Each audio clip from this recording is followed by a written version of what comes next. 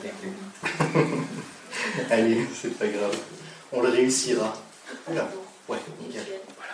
On va remettre ce culte entre les mains du Seigneur. Gabi, je te remercie. Seigneur, c'est avec joie que nous sommes montés à ta rencontre ce matin, car nous voulons t'exprimer notre reconnaissance. Tu as changé tant de choses dans notre vie. Tu as enlevé le péché, tu nous as réconciliés avec ton Père, car ton sacrifice était parfait. Nous sommes maintenant couverts par ton sang, Seigneur Jésus, une fois pour toutes. Et Seigneur, nous savons que grâce à ton sacrifice et à notre foi, nous sommes maintenant membres de ta famille. Et c'est vraiment avec joie que nous venons t'honorer ce matin. Nous voulons te raconter toutes les grandes choses qui te concernent. Tu es merveilleux, Seigneur, et la marche avec toi est un plaisir. Seigneur, nous sommes une famille réunie ce matin, et tu es notre tête. Il y a tant de symboles, Seigneur, mais Seigneur, nous voulons te dire merci pour ton amour, et nous voulons te rendre ce matin un culte qui t'agrée, un culte que tu approuves. Oui, Seigneur, travaille nos cœurs, afin que nous puissions laisser dehors tous nos problèmes du quotidien. Et nous voulons nous concentrer vraiment sur toi et sur ce que tu as fait. Et pour la gloire que tu as reprise maintenant, car tu es désormais à la droite du Père. Nous sommes heureux de savoir que tu es là, notre représentant vivant, ressuscité auprès du Père. Tu es le premier homme dans le ciel. Et Seigneur, tu nous précèdes en quelque sorte. À toi la gloire, mon Seigneur et mon Dieu. Amen. Amen. La Bible nous invite toujours à nous entretenir par des psaumes, des chants. Et je vous invite ce matin, si vous l'êtes d'accord bien entendu, à poursuivre ce qui est écrit dans la Bible. Et on va simplement mettre ce temps de louange à la lumière du psaume 103. Un psaume qui, je pense, certains aiment beaucoup. Ne suivez pas mon regard, n'est-ce pas Léopold? Avant d'introduire donc le premier chant, on va lire donc le psaume 103, du verset 1 à 5, qui nous donne la chose suivante. C'est un psaume de David.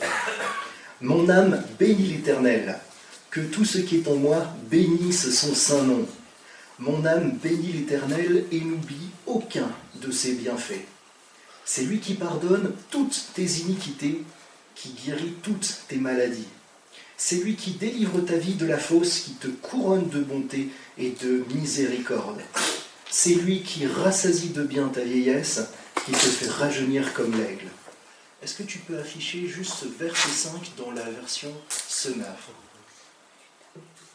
La version est légèrement différente et nous donne la chose suivante. « Et qui te comble de bonheur tout au long de ton existence, et ta jeunesse, comme l'aigle, prend un nouvel essor. » C'est une autre façon de voir les choses, mais notre bien, notre grâce se trouve en l'Éternel seul. Chantons ensemble. Mon âme bénit l'Éternel, bénis Dieu, mon âme, rends gloire à son saint nom.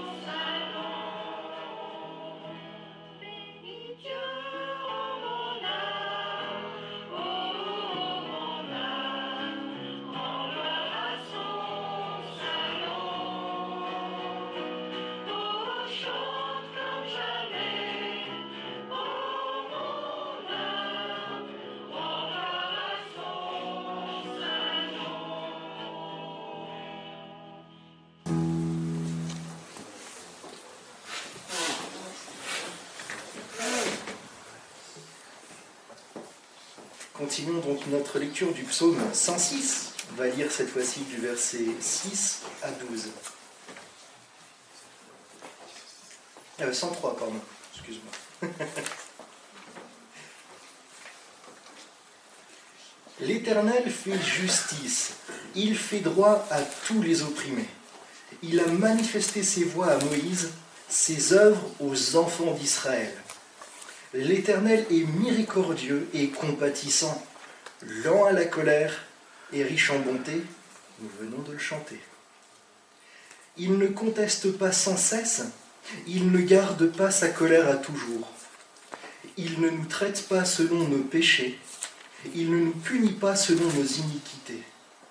Mais autant les cieux sont élevés au-dessus de la terre, autant sa bonté est grande pour ceux qui le craignent.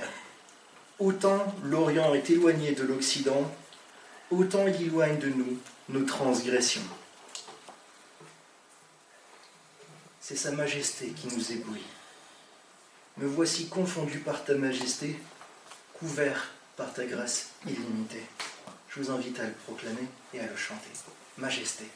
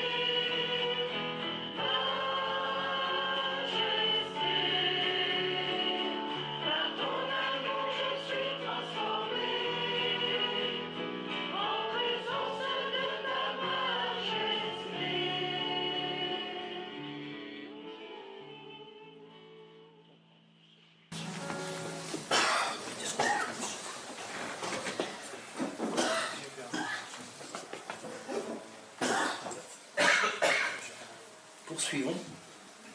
Verset 13. Je ne vais pas dire jusqu'à la fin. Comme un père a compassion de ses enfants, l'Éternel a compassion de ceux qui le craignent. Quelle patience! Car il sait de quoi nous sommes formés. Il se souvient que nous sommes poussière. L'homme, ses jours sont comme l'herbe. Il fleurit comme la fleur des champs. Et lorsqu'un vent passe sur elle, elle n'est plus. Et le lieu qu'elle occupait ne la reconnaît plus. Mais la bonté de l'Éternel durera jamais pour ceux qui le craignent, et sa miséricorde pour les enfants de leurs enfants. Pour ceux qui gardent son alliance, il se souvient de ses commandements afin de les accomplir. L'Éternel a établi son trône dans les cieux, et son règne domine sur toutes choses. Bénissez l'Éternel, vous ses anges, qui êtes puissants en force et qui exécutez ses ordres, en obéissance à la voix de sa parole. Bénissez l'Éternel, vous toutes ses armées, qui êtes ses serviteurs et qui faites sa volonté. Bénissez l'Éternel, vous toutes ses œuvres, dans les lieux de sa domination. Mon âme bénit l'Éternel.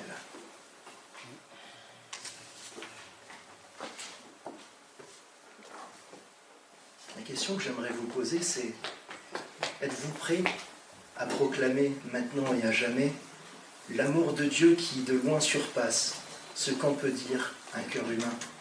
Je vous propose que nous le chantions et que ce soit également votre déclaration personnelle.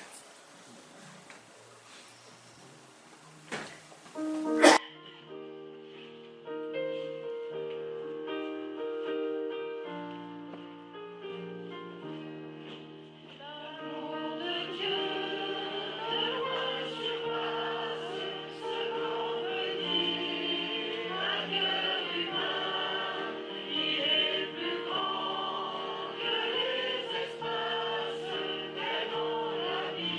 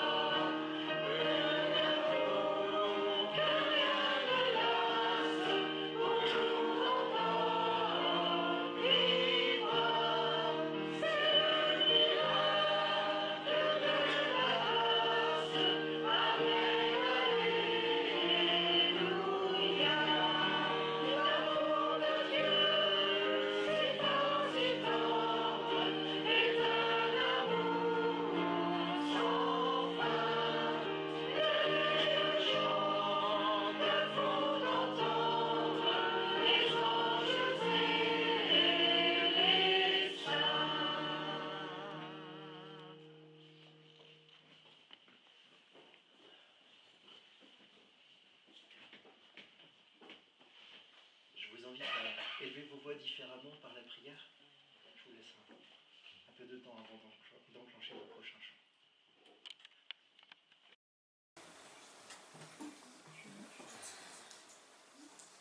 Homme de douleur. C'est ce qu'a été Jésus. Chantons-le. Homme de douleur. Fils de Dieu.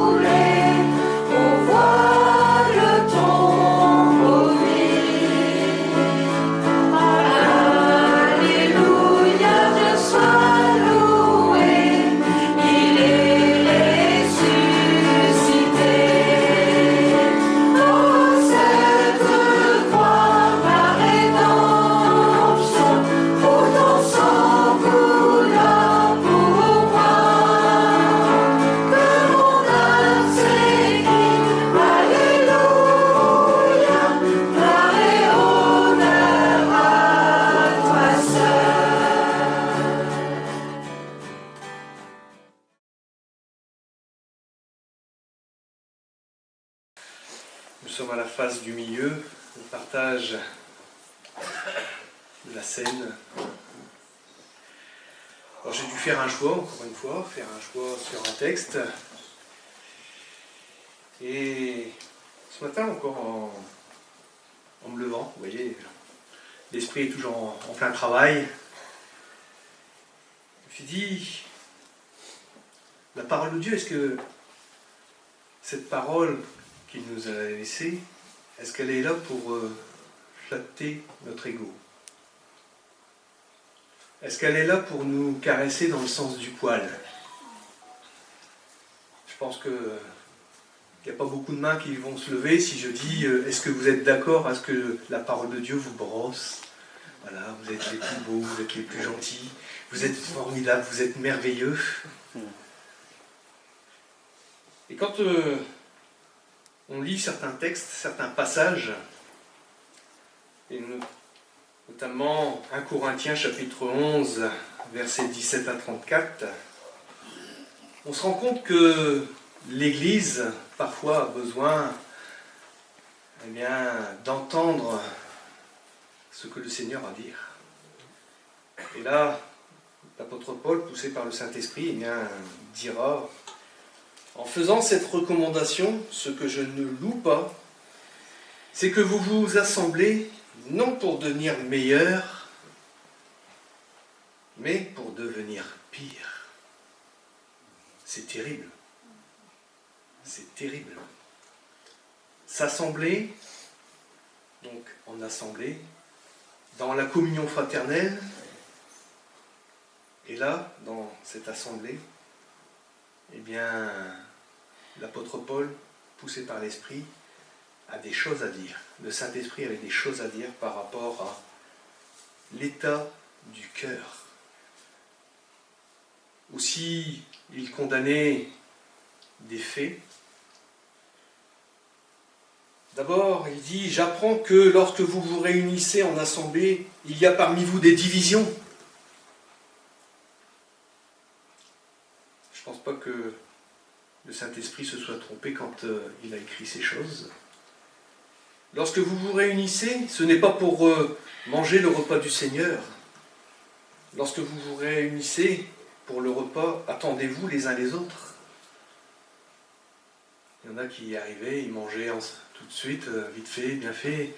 Il y en a qui sûrement arrivaient à pied, alors qu'eux, ils étaient peut-être venus à dos de chameau ou cheval. Mais je pense qu'en ce temps-là, c'était beaucoup plus les chameaux, les ânes qui portaient les hommes. Et ceux qui étaient plus pauvres, venaient à pied. Et quand ils arrivaient, les autres avaient fini.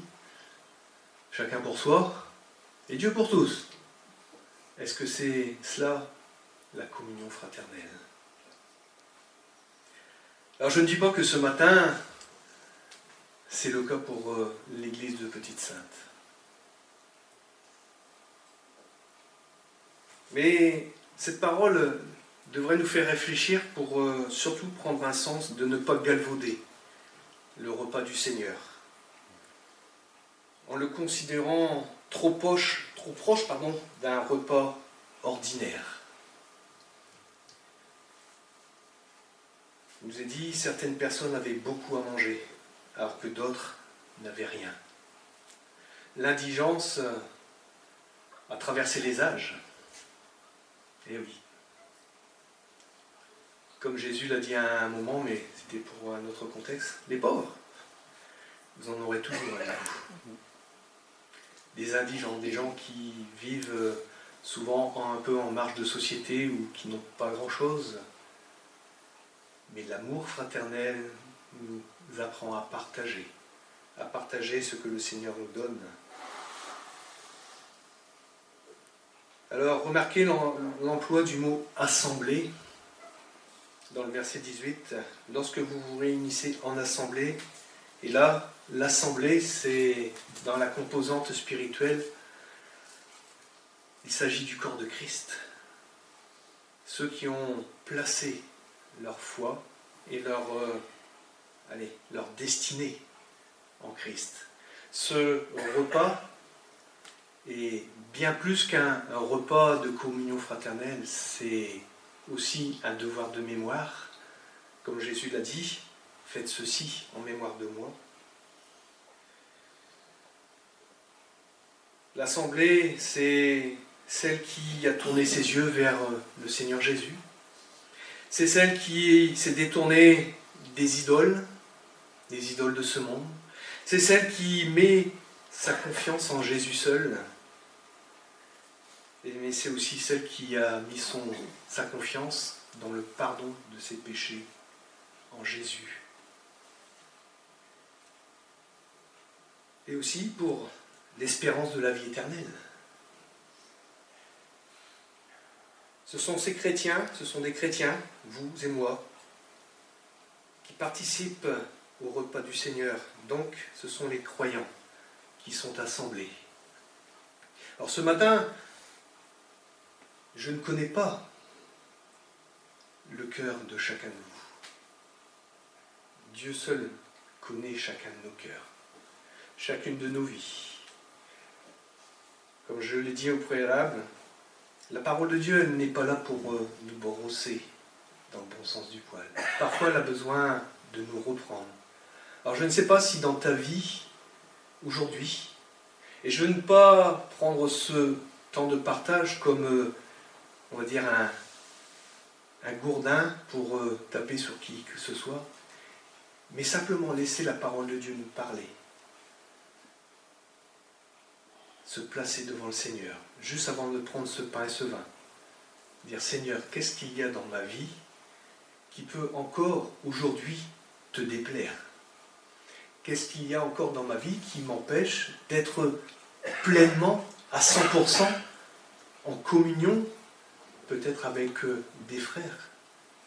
Qu'est-ce qui peut m'empêcher? Et là, je vous laisse 3 petits points, parce que je ne peux pas examiner vos cœurs. Mais le Seigneur, par le Saint-Esprit, lui, il peut. Et si vous lui ouvrez votre cœur, eh bien, il fera le nécessaire. Il est celui qui peut tout transformer. Et c'est le rôle du Saint-Esprit, c'est de justement cette petite cloche qui, de temps en temps, nous sonne à l'oreille spirituelle, comme notre conscience, et nous dit, voilà, là Dieu te parle. Dieu te parle. Et il t'invite à changer ceci ou cela, que sais-je. Mais devant ces éléments, de bien se rappeler, on va dire, la portée du sacrifice de Christ. Il veut une Église sainte. Il veut une Église qui l'honore. Il veut une Église qui le glorifie. Alors si vous êtes d'accord avec cela, ce qu'on va faire, c'est qu'on va prendre un temps, une simple minute, pour dire, Seigneur, voilà, peut-être dans ma vie, il y a quelque chose qui n'est pas encore tout à fait réglé, ou que sais-je, je veux te l'apporter. Mais je veux, Seigneur, surtout que tu me transformes. Je veux t'apporter cela au pied de ta croix. Et Seigneur, pardonne-moi, change-moi, transforme-moi, pour la gloire de ton nom.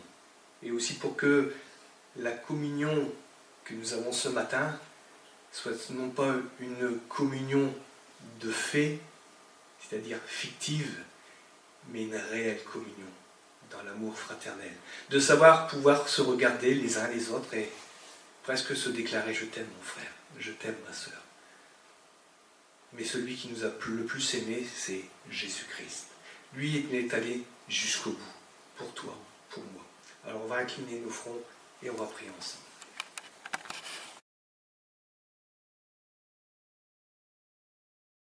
On va préparer nos cœurs à entendre la parole de Dieu ensemble. Alors bonjour à tous, ceux que je n'ai pas encore vus, voilà, je vous salue. Alors aujourd'hui nous entamons une série de prédications ayant pour thème la prière. Alors, en préparation du séminaire que l'Église organisera du 31 janvier au 2 février, c'est ça, au 1er février, avec notre frère Yann Newberry, qui nous aidera à approfondir ce thème. Alors comment prier?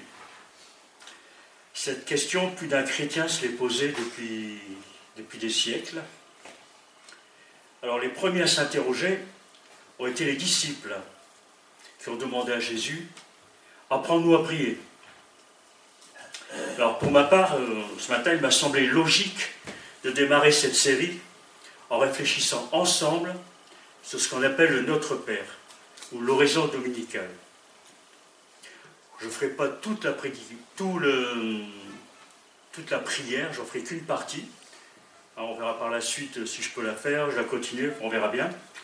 Sinon je sais que mes frères par la suite vont vont prendre le train en route.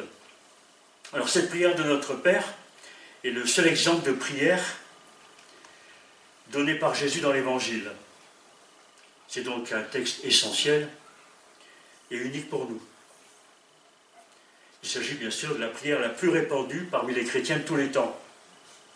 En effet, toutes les traditions chrétiennes la connaissent, les catholiques, les orthodoxes, les protestants et même les évangéliques. C'est la prière de tous les chrétiens. On la retrouve d'ailleurs à 2 reprises dans le Nouveau Testament, dans Luc, chapitre 11, et dans Matthieu, chapitre 6. Celle que tout le monde connaît, celle qui est la plus connue, qui est appelée sous le nom du Notre Père, nous est rapportée dans Matthieu.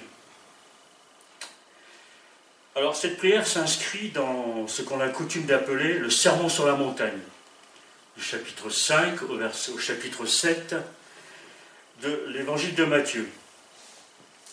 En Matthieu 7, Jésus enseigne à ses disciples le caractère des citoyens du royaume de Dieu, ce que signifie être un vrai disciple de Jésus-Christ. Et dans ces chapitres, il nous donne une sorte de manuel, la charte du chrétien, la charte du disciple, à suivre comme des citoyens du royaume des cieux. Au chapitre 5, Jésus traitait de l'enseignement avec les scribes et les érudits, les docteurs de la loi de l'époque, sur la vraie signification de la loi de Moïse. L'obéissance de la loi consiste à régler ses actions et ses attitudes sur celles de Dieu.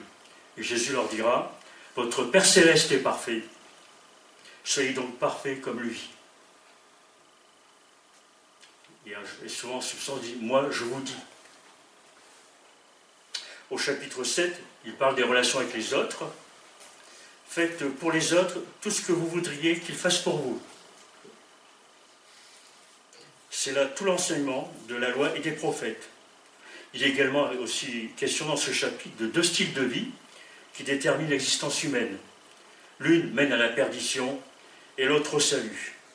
On connaît tous peut-être ce passage de la maison Bastille-sur-le-Roc. Sinon, je vous invite à aller lire dans le chapitre 7 de l'évangile de Matthieu.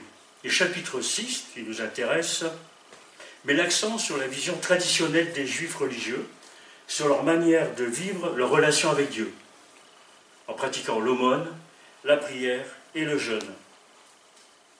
C'est là que s'inscrit la prière du Notre Père. Alors nous allons lire le chapitre 6, les versets 5 à 15, et je m'arrêterai particulièrement dans mon exposé sur les versets 5 à 10. Et je trouve qu'il est intéressant de tout lire pour qu'on voit un peu mieux le contexte.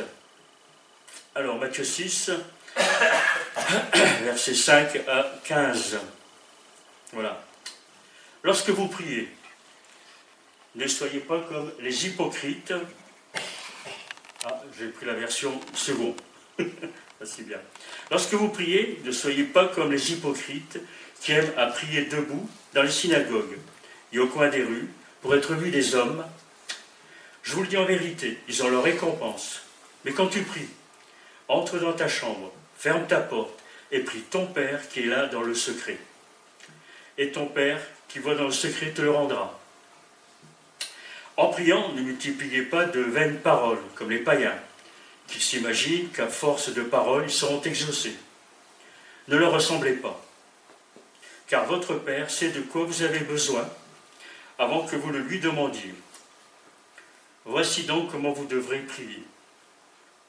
Notre Père qui es aux cieux, que ton nom soit sanctifié, que ton règne vienne, que ta volonté soit faite sur la terre comme au ciel. Donne-nous aujourd'hui notre pain quotidien. Pardonne-nous nos offenses, comme aussi nous pardonnons à ceux qui nous ont offensés. Ne nous induis pas en tentation, mais délivre-nous du malin. Car c'est à toi qu'appartiennent, dans tous les siècles, le règne, la puissance et la gloire. Amen. Si vous pardonnez aux hommes leurs offenses, votre Père céleste vous pardonnera aussi. Mais si vous ne pardonnez pas aux hommes, votre Père ne vous pardonnera pas non plus vos offenses. Alors moi j'ai distingué deux sections du verset 5 au verset 10, hein, c'est ce qui nous intéresse ce matin. Comment il faut prier et comment il ne faut pas prier. Qui répond un peu à notre question, comment prier. Alors comment il ne faut pas prier? Le texte il est évident, n'est-ce pas? Mais bon, on va voir ça un petit peu ensemble. La note de la Bible d'études de la Réforme dit, dans le Nouveau Testament, l'hypocrite est celui qui prétend avoir une relation avec Dieu et aime la justice. Mais en réalité, il est centré sur lui-même, autosuffisant et même trompé par ses propres pensées. La définition que l'on peut trouver dans cette Bible d'études. Je me souviens quand j'étais en activité, il y a très longtemps, je parlais du christianisme avec un de mes collègues de travail. Et lui, dans la discussion, il me dit, les chrétiens, c'est des hypocrites. Ils parlent, mais ils ne font pas ce qu'ils disent.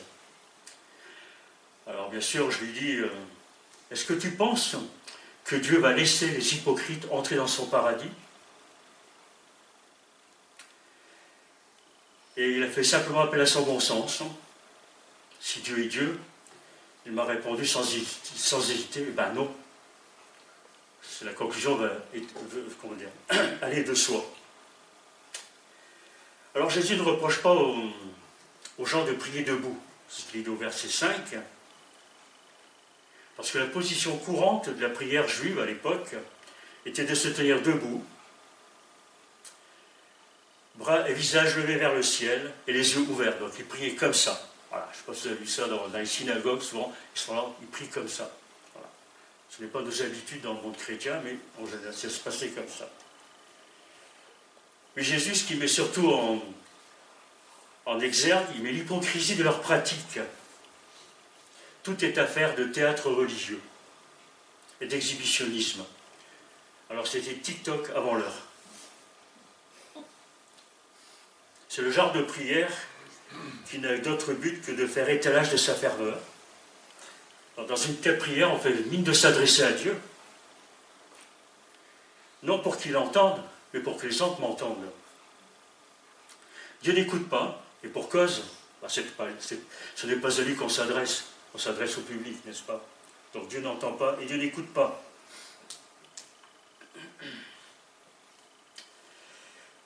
L'autosatisfaction et l'admiration des autres, c'est là leur récompense. La récompense de Dieu leur échappe complètement. Alors attention, ne jugeons pas non plus. L'hypocrisie peut pervertir toutes nos pratiques. Il est facile de servir pour être reconnu. C'est facile d'aller à l'église pour faire plaisir, de lire la Bible pour paraître sérieux, ou de donner à l'offrande pour se rassurer notre conscience. À chaque pratique, la tentation de l'hypocrisie nous guette. Alors, veillons sur nous. La prière que Dieu attend et entend est dans la recherche du contact avec lui, dans un cœur à cœur. Mais toi, quand tu pries, entre dans ta chambre, ferme ta porte et prie dans le secret. Et prie ton Père qui est là dans le secret. Et ton Père qui voit dans le secret te le rendra. Nous avons cette promesse que Jésus est là, Dieu est là. Jésus nous encourage à le rechercher dans la solitude et de la présence du Père. Alors ce qui veut dire pour nous aujourd'hui, éteindre les smartphones, les écrans, et s'éloigner de tout ce qui peut nous distraire. Je suppose que si vous avez un rendez-vous avec une personne importante que vous appréciez, qu'est-ce que vous faites? Vous arrangez pour ne pas être dérangé. À plus forte raison, lorsque nous avons rendez-vous avec le roi des rois et le créateur de l'univers. Alors je ne sais pas si vous connaissez le film War Room, excusez-moi c'est un film chrétien, excusez-moi pour l'accent. Le personnage principal a trouvé son sanctuaire de prière dans un placard. Alors, je vois que certains connaissent, pas le placard, mais le film, où elle pouvait se réfugier. Elle était là, à l'abri des bruits et des interruptions du monde extérieur, cette personne répandait son cœur devant le Seigneur, intercédant en faveur pour le bien des autres. Alors si ce n'est pas encore fait, trouvez-vous un placard, trouvez-vous un endroit où vous pouvez passer du temps avec votre Dieu et votre Seigneur, un endroit tranquille où personne là ne risque de vous interrompre. Le lieu et l'heure vous appartiennent. Alors prenez rendez-vous avec le Seigneur quotidiennement, régulièrement. Voilà. Alors la deuxième manière consiste aussi à ne pas prier comme les païens. Non pas que le terme païen soit péjoratif, c'est une forme d'insulte ou méprisant, mais à l'époque on parlait des païens, de ceux qui ne connaissaient pas le Dieu d'Israël. En d'autres traductions disent les gentils. Je crois que c'est plus sympa de les appeler les gentils. C'est-à-dire prier en évitant les répétitions mécaniques. D'autres traductions parlent de rabâchage. Et c'est vrai qu'une fois avec mon épouse, je répète toujours la même chose, elle dit mais tu rabâches. Je répète 20 fois la même chose, au cas où elle n'aurait pas compris. Je crois que je ne suis pas le seul, n'est-ce pas? Ce sont des paroles qui finissent par être dépourvues de sens, qui n'ont plus leur portée, qui n'ont plus de valeur. Alors le problème ne vient pas de la prière par elle-même. On connaît tous un petit peu, je crois que c'est pour ça dans le monde évangélique, on a évité pendant pas mal de temps de ne pas réciter le Notre Père, parce qu'on se rendait compte que dans certains milieux chrétiens, c'était du rabâchage, c'était une espèce de mantra qu'on récitait régulièrement, mais sans conviction. C'est l'usage surtout qu'on en fait. Alors, lorsque les mots deviennent des automatismes, plutôt qu'une expression véritablement sincère, ça n'a plus aucune valeur. Répéter une prière en permanence aussi peut vouloir dire que l'on cherche à contraindre Dieu.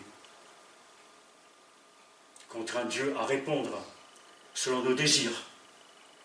On peut chercher à utiliser cette manière comme une technique, pensant obtenir des résultats. Je ne sais pas si vous avez été jeune, pendant les examens, ceux qui ont passé le permis ou pour le bac, certains ont croisé les doigts, et d'autres ils disaient « Oh mon Dieu, permets j'ai mon permis, oh mon Dieu, permets j'ai mon bac ».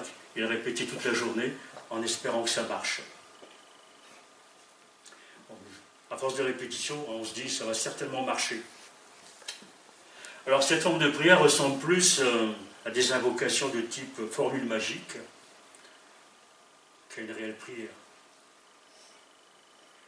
Et nous avons cet exemple dans... je n'ai pas l'Ancien Testament.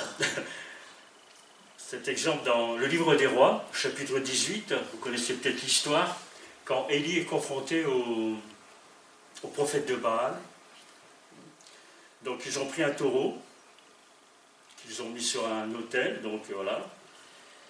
Ils le préparèrent, et les prophètes de Baal ont invoqué Baal, leur Dieu, depuis le matin jusqu'à midi, en disant « Baal, réponds-nous ». Il n'y avait ni voix ni réponse. Ils sautaient devant l'autel, autour du taureau qui était découpé en morceaux, et c'est ce qu'ils faisaient en permanence. Ils faisaient des incisions, des tas de choses, et ils espéraient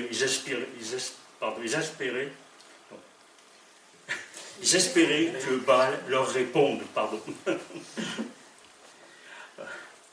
Alors plutôt que d'insister et de reformuler la même demande, je crois qu'il est préférable de laisser place à la souveraineté de Dieu, à persévérer humblement, à rester disponible devant Dieu pour recevoir une réponse selon sa volonté. Parce qu'au travers de la prière, Dieu nous permet de prendre part à ses projets. Il y a Calvin qui illustre ça à sa manière. Il dit « Les croyants ne prient pas en vue d'informer Dieu des choses qu'il ignorerait, comme si, ou pour l'inciter à faire son devoir, ou pour le presser, comme s'il était réticent. Au contraire, les croyants donc prient afin de s'éveiller eux-mêmes à le chercher, afin qu'ils exercent leur foi en méditant ses promesses, afin d'être consolés de leur anxiété en sa présence. En un mot, afin de déclarer que Dieu seul, qu'en Dieu seul, ils espèrent et attendent, autant pour eux que pour les autres, toute bonne chose. Fin de citation. Alors, qu'est-ce que la bonne prière? Alors, comme je vous l'ai dit, j'ai pas pris tout le chapitre entier du Notre Père. J'ai pris que les premiers versets. Pour cause, ça serait très long. Le plus souvent, nous nous mettons à prier lorsque nous traversons des situations de détresse. N'est-ce pas? On n'a pas tellement de placard. On va se réfugier régulièrement. D'un seul coup, on prie. La journée, on pense à des choses, on se met à prier. Voilà, pour obtenir le secours de Dieu. Mais Jésus lui introduit son enseignement sur la prière par cette déclaration. Voici comment vous devez prier.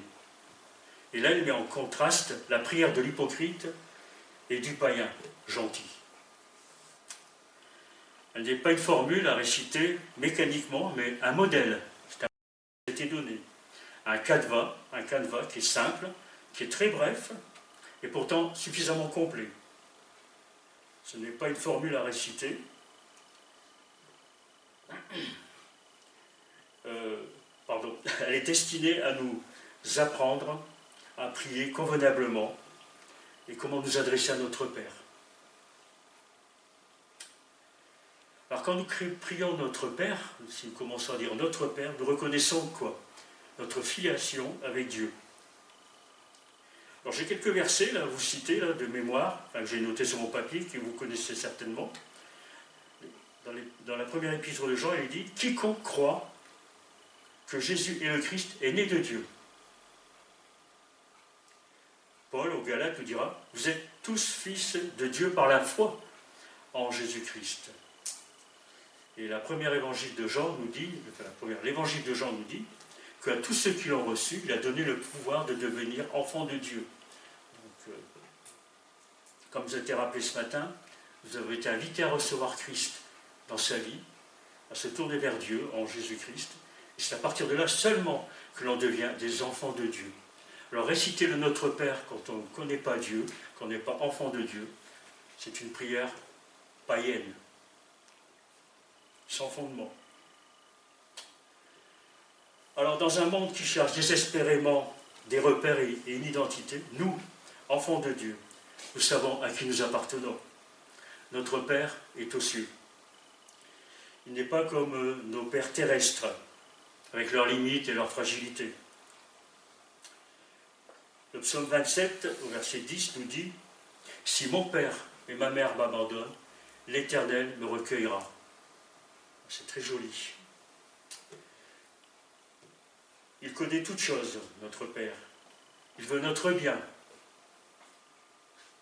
Son caractère profond, il est amour, je vous le rappelle. Il sait exactement comment prendre soin de nous. Pourquoi il est notre Créateur. Sa puissance est sans limite pour prendre soin de moi. Pas beau ça? La puissance de Dieu est sans limite pour prendre soin de moi, de toi. Et tout à l'heure, Rémi a lu le psaume 103.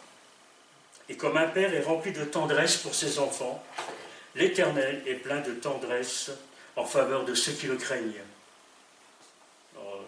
Enracinons ces promesses dans nos cœurs, nous, enfants de Dieu. J'aime beaucoup aussi dans l'évangile de Jean, chapitre 20, verset 17, quand à la résurrection de Jésus, à sa résurrection, il y a Marie Magdala qui s'est approchée de lui et qui s'est mis à ses pieds, et lui a dit « Ne me retiens pas, car je ne suis pas encore monté vers mon Père. Mais va trouver mes frères, et dis-leur que je monte vers mon Père et votre Père, vers mon Dieu et votre Dieu. » N'est-ce pas merveilleux? D'être directement reconnus comme frères et sœurs de Jésus-Christ. Prier, c'est demander. Et les premières demandes, dans notre texte, concernent Dieu lui-même. Je vous rappelle que quand vous priez, certainement, on tombe à genoux, on commence à penser à nous-mêmes, bien souvent. Jésus inverse les rôles. Il est essentiel que nos prières soient d'abord centrées sur lui, sur sa volonté, sa gloire et son règne. Que ton nom soit sanctifié. Sanctifier le nom de Dieu signifie le considérer comme unique et sacré, en le distinguant clairement de tout ce qui est ordinaire ou banal dans notre vie quotidienne. C'est élever le nom de Dieu. Ça me vient à l'esprit là maintenant, certains savent que je suis bénévole au Resto du Cœur, et puis en travaillant avec les collègues, il y a quelqu'un qui fait « Oh non, oh non !» Puis ça m'a regardé, ça a retenu, elle fait « Je dis non, tu as des propos un peu forts. » Je dis « Mais j'ai nommé personne. » Vous voyez, beaucoup de gens ont tendance à blasphémer sans s'en rendre compte, par habitude, par mauvaise éducation. Élever le nom de Dieu dans nos vies. Les Juifs, dans l'Ancienne Alliance, n'osaient ni prononcer, ni écrire le nom de Yahweh. Je suis celui qui, le nom par lequel Dieu s'est révélé à Moïse, par peur de mentionner à la légère, donc ils évitaient de le dire. Le pasteur qui m'a baptisé était diplômé de l'ENA. Certains connaissent l'école d'administration française. C'est l'école qui forme la plupart de nos dirigeants politiques. S'il vous plaît, pas de réflexion. On est en France, donc voilà. Il adhérait aux idées de Karl Marx. Quand il s'est converti à Jésus sur le tard, en tant qu'adulte, je me souviens qu'il disait, souvent il répétait, il était si impressionné par la majesté de Dieu qu'il avait peur de prier. Le respect qu'il éprouvait était tel qu'il n'osait ni parler, ni ouvrir en présence de Dieu. Pourtant, c'est quelqu'un qui avait une super éducation et qui était prêt à diriger une nation, on pourrait dire. Alors j'espère que nos énarques aussi puissent sentir ça dans nos cœurs, dans leur cœur, pardon. Alors prions pour eux. Nous qui sommes tellement indignes, devrions faire très attention à ne jamais oublier l'immense privilège que nous avons de pouvoir nous adresser à Dieu, au Dieu de toute la création. Alors il est certain que notre attitude dans la prière individuelle reflètera notre compréhension de qui est Dieu. Psaume 115 nous dira « Notre Dieu est au ciel, et il fait tout ce qu'il veut. » Ecclésiaste nous dira « Ne te presse pas d'ouvrir la bouche, et ne te laisse pas entraîner dans ton cœur à formuler hâtivement une parole en présence de Dieu. Car Dieu est au ciel, et toi tu es sur la terre. Que tes propos soient donc peu nombreux. » Évitons de rabâcher. Notre souhait est que le nom de Dieu, ou Dieu lui-même, reçoive le respect qui lui est dû. Avant tout, la préoccupation de toute prière doit être de rendre la gloire à Dieu notre Père. L'autre demande, elle concerne le règne de Dieu. Nous aspirons bien sûr à ce que beaucoup soient sauvés, surtout que plusieurs d'entre eux, de nos amis, de nos proches, n'appartiennent pas au Seigneur, sont encore perdus. Et je sais que pour nous, c'est ce qui est normal, légitime, nous prions pour eux. C'est juste d'accorder une grande importance, bien sûr, au salut des âmes, mais la gloire de Dieu possède une valeur beaucoup plus grande que le salut des hommes et de l'avènement de son royaume. C'est d'autant plus compréhensif parce que le premier commandement est « Tu aimeras le Seigneur ton Dieu de toute ton âme, de toute ta force et de toute ta pensée. » Notre souci dans l'évangélisation, de notre témoignage, devrait être que beaucoup se soumettent d'abord à la Seigneurie de Jésus. N'est-ce pas? On pense souvent qu'il ne faut pas qu'ils aillent en enfer, mais ce qui est important, c'est qu'ils se soumettent à la Seigneurie de Christ. Ça changera notre vision de l'évangélisation. Lorsque nous prions que ton règne vienne, nous confessons là aussi que le règne de Christ a déjà commencé, comme Jésus l'a annoncé, mais il n'est pas encore pleinement manifesté. Tout pouvoir m'a été donné dans le ciel et sur la terre. Allez, faites de toutes les nations des disciples, les baptisant au nom du Père, du Fils et du Saint-Esprit, et enseignez-leur à observer tout ce que je vous ai prescrit. Et voici, je suis avec vous tous les jours jusqu'à la fin du monde, dira Jésus en Matthieu 28. Le Christ règne déjà. L'évangile avance. On voit des gens se tourner vers lui, des gens qui se soumettent à sa grâce. Il sauve, il transforme, il fait entrer dans son royaume ce qu'il a appelé, mais le royaume n'est pas encore pleinement manifesté. Le mal subsiste, comme on le constate trop souvent autour de nous. La création soupire, n'est-ce pas? Avec les fumées d'usine et tout le reste. Et nous, l'Église, nous attendons sa victoire finale. Combien d'entre nous aspirons à être déjà avec le Seigneur, à le voir, à le rencontrer?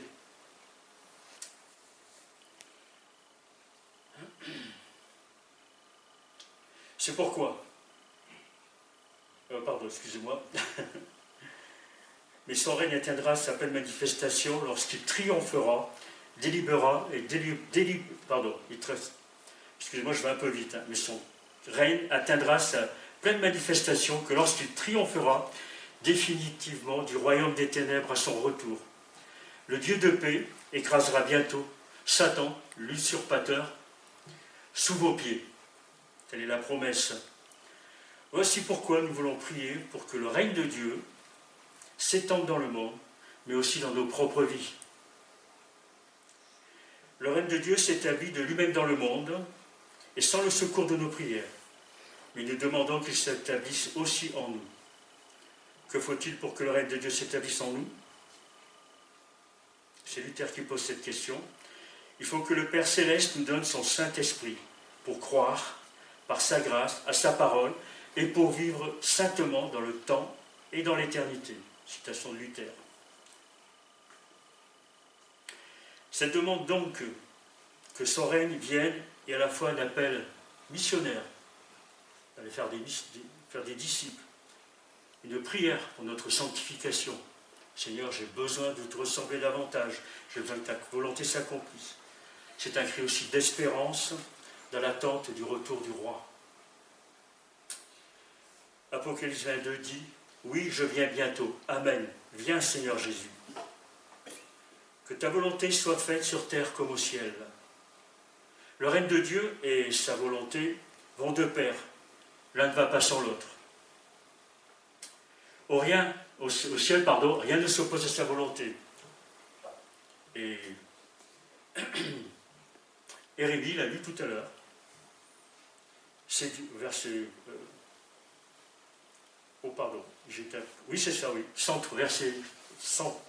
103, verset 20. Bénissez l'Éternel. Donc, je change de lunettes. Hein. Bénissez l'Éternel, vous tous ses anges, à la force puissante, vous qui exécutez ses ordres, prompts à lui obéir. Alors, voilà. Dans le ciel, dans le royaume de Dieu, c'est harmonie et obéissance à Dieu. Tout est perfection. Et le Saint-Esprit qui vit en nous nous permet de ressentir cette atmosphère, n'est-ce pas, à laquelle nous aspirons. L'apôtre Paul le souligne dans l'Épître aux Corinthiens, c'est Dieu lui-même qui nous a destiné un tel avenir, être dans le royaume, qui nous a accordé son Saint-Esprit comme un acompte des biens à venir. Et le Saint-Esprit qui est en nous, voilà, met cette atmosphère dans nos cœurs. Et comme le neveu d'Abraham, Lot, qui était dans la ville de Sodome, l'apôtre Pierre nous dit qu'il était consterné par la conduite immorale des habitants débauchés de la ville. Il y avait ce sentiment en comparaison à ce que l'Esprit mettait dans son cœur. Aspire à ces choses, à cette perfection divine. On aspire à ça, à voir ce royaume. Il est clair que la volonté de Dieu ne s'applique pas dans nos sociétés. Il y a de nombreuses forces qui s'opposent, de pouvoir, les intérêts personnels, les systèmes économiques inéquitables, les luttes de pouvoir, l'indifférence collective, n'est-ce pas, la corruption, et la liste, malheureusement, n'est pas exhaustive. Alors on peut regarder l'état du monde sans plaindre ou sans l'attrister. Là, nous avons plusieurs sujets de prière. Aussi de se mettre en action pour accomplir la volonté de Dieu, là où il nous a placés, dans la prière, mais aussi dans l'action. Prier, agir. Afin que nos vies manifestent le royaume de Dieu. On sort du placard, n'est-ce pas? Et on y va. Je ne sais pas si vous connaissez le chanteur Philippe de Courroux. Non, bon, c'est un chanteur suisse. Il est le fondateur d'un collectif qui s'appelle Respect Women et qu'il a comme président le docteur Denis Mukwege. Je ne sais pas, vous connaissez peut-être, on l'appelle le docteur qui soigne les femmes, qui a eu le prix Nobel. et il vise à instaurer des valeurs de respect, d'honneur à l'égard des femmes. Ce sont des chrétiens qui se sont mis en route dans la prière et dans l'action. Il y a Exodus Cry aussi. Je crois que c'est Paul Washer qui a mis ça en route. Qui là aussi lutte pour la liberté de toutes les victimes de la traite des êtres humains à des fins sexuelles. Donc prière, action. Le sel qu'on connaît ici dans nos églises, qui a besoin de notre intercession, régulièrement sommes-nous le rappeler, portes ouvertes et d'autres. Nous sommes aussi appelés à soumettre nos désirs à ceux de notre Père, à renoncer à nos voies, ce qui est évident, n'est-ce pas, pour suivre les siennes. Et combien de mauvaises expériences nous seraient évitées si nous soumettons notre volonté à la sienne, sans éviter les prières de païens, ou les prières d'hypocrites, ou les vaines récitations. Alors que la prière de Jésus qui disait à Gethsémane, qui nous a été rappelé ce matin encore, il disait « Seigneur, non pas ma volonté, mais la tienne ». C'était cette prière de Jésus.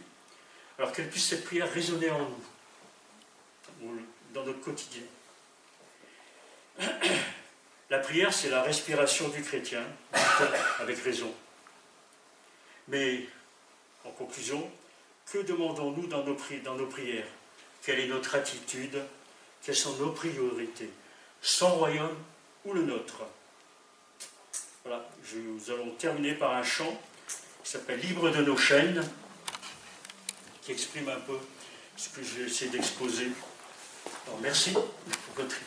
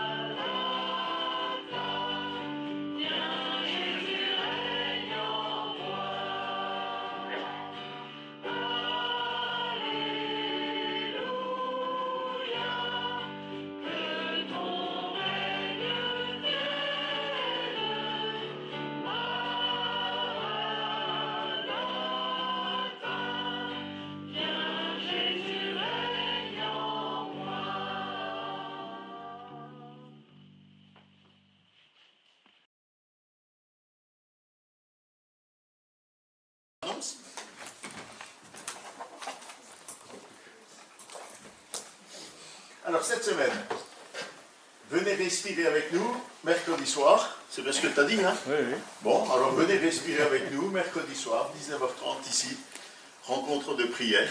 Voilà, chacune est bienvenue. Hein. Groupe de quartier jeudi à 14h30 chez Annie. Samedi, journée chargée. Hein. Alors, CA à 9h30, ben, les membres du CA se reconnaîtront, hein. Donc ici, 9h30, samedi. Ce sera suivi de la réunion des anciens et des diacres. Voilà, donc après le CA, dans le prolongement, pour éviter les allées venues. Et puis, le même soir, à 18h, il y aura le groupe de jeunes qui sont, comme vous le voyez, très enthousiastes.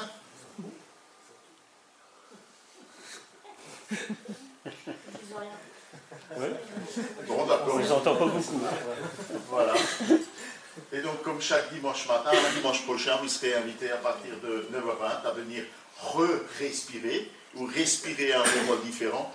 Voilà, à partir de 9h20, avant le culte. Je crois qu'il y a un culte dimanche prochain.